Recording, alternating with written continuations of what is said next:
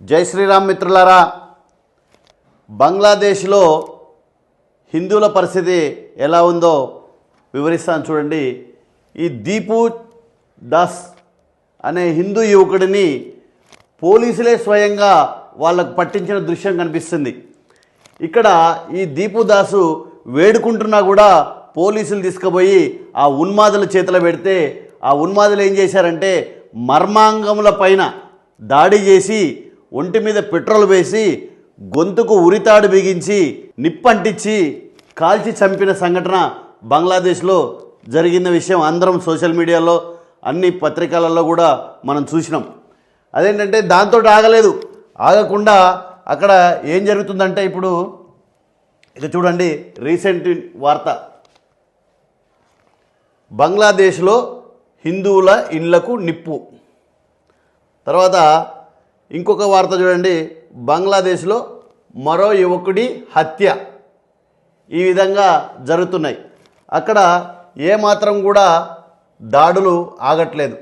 హిందువులపైనే దాడులు జరుగుతున్నాయి. ఎందుకు జరుగుతున్నాయో మీకు తెలుసా? మనం కొన్ని చోట్ల చూస్తుంటాం, గ్రామాలలో ఏ కమ్యూనిటీ వాళ్ళు ఎక్కువ ఉంటే ఆ కమ్యూనిటీ వాళ్ళదే డామినేషన్ ఉంటుంది.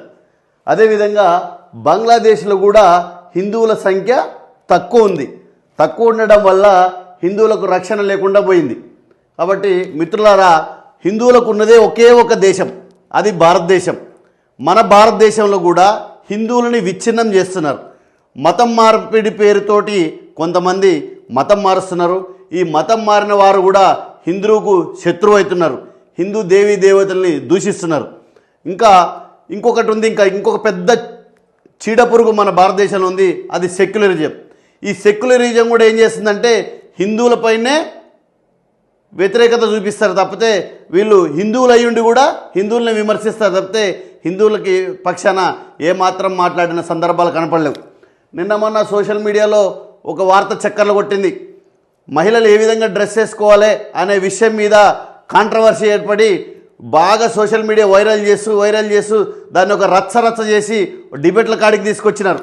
కానీ బంగ్లాదేశ్లో ఈ విధంగా జరుగుతుంటే ఏ సెక్యులర్ కానీ ఎవరు కానీ ఏ రాజకీయ పార్టీ వాళ్ళు కానీ హిందువుల వైపు మద్దతు పలకలేదు.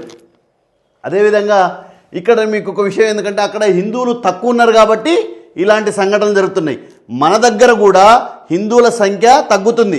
సెక్యులర్లు ఎలాగో హిందువులకు సపోర్ట్ చేయరు, మతం మారిన వాడెవడు హిందువులకు సపోర్ట్ చేయడు.